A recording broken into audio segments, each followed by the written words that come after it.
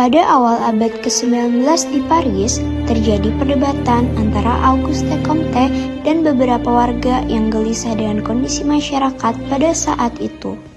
Setelah revolusi Prancis dan revolusi industri, masyarakat kita terpecah dan dipenuhi ketidakpastian. Kita tidak bisa terus begini tanpa memahami apa yang terjadi.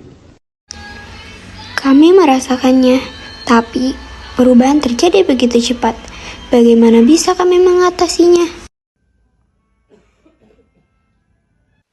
Revolusi justru membawa kekacauan. Banyak orang-orang di luar sana berebut kekuasaan. Tapi revolusi memberi kita kebebasan yang tak pernah kita miliki. Kita perlu ilmu untuk memahami dan mengatur perubahan ini. Moralitas memang penting, tapi tanpa pengetahuan rasional, kita akan tersesat dalam kekacauan.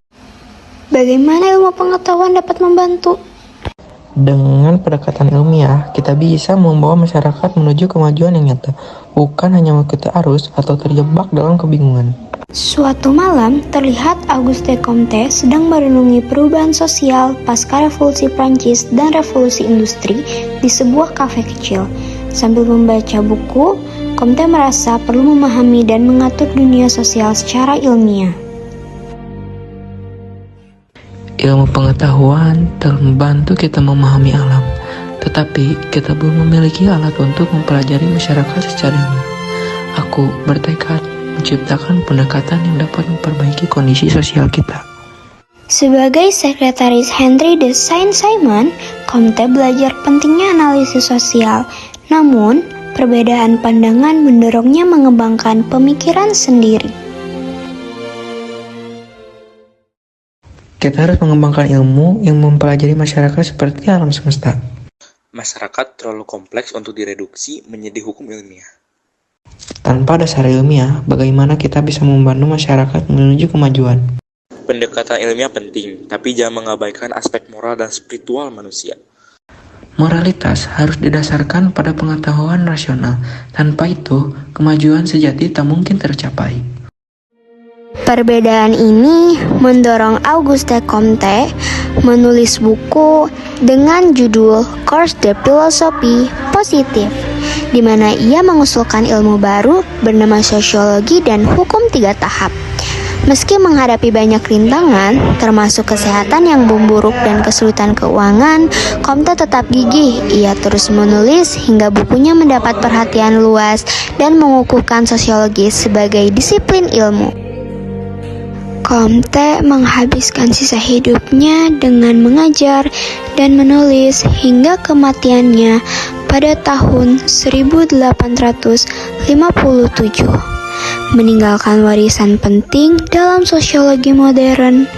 Kisahnya menunjukkan bagaimana dedikasi dan pemikiran kritis dapat membaca perubahan besar dalam memahami dunia sosial.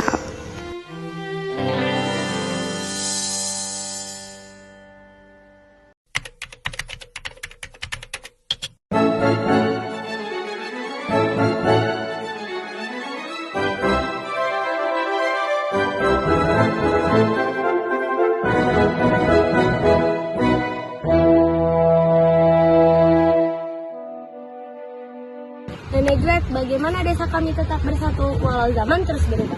Kami hidup dengan saling mendukung dan berbagi.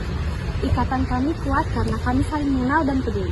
Tapi saya mendengar bahwa di kota mereka hidup dengan cara yang berbeda-beda. Apakah itu benar?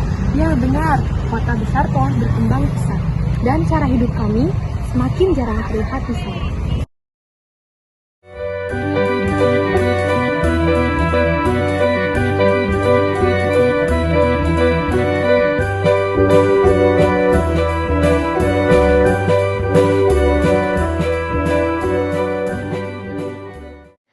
Ferdinand, saya melihat kota ini semakin padat dan ramai. Semua orang terfokus kepada pekerjaan mereka sendiri tanpa mementingkan orang lain. Itu benar, kota berkembang menjadi pusat perdagangan dan industri. Di sini, hubungan antara individu lebih bersifat fungsional dan praktis. Ini adalah bentuk dari masyarakat Giselskov. Tapi apakah ini membuat mereka merasa terasing?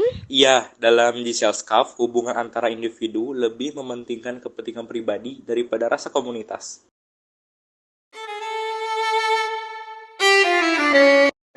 Di sini, kota terlihat sangat berbeda bukan dari desa kami.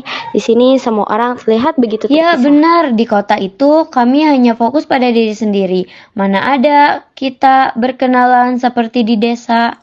Kalian berdua menunjukkan perbedaan Jimenskov dan Giselskov. Di desa, mungkin kalian memiliki ikatan komunitas yang kuat, tetapi di kota hanya lebih berbasis kepada kepentingan dan fungsi. Mungkin ada cara-cara lain untuk memadukan aspek-aspek positif dari kedua dunia ini. Ya, itu ide yang menarik. Kami bisa menemukan kekuatan komunitas di kota. Dengan memahami perbedaan ini, kita dapat membuat masyarakat lebih harmonis dan menyatukan kekuatan dari berbagai cara hidup.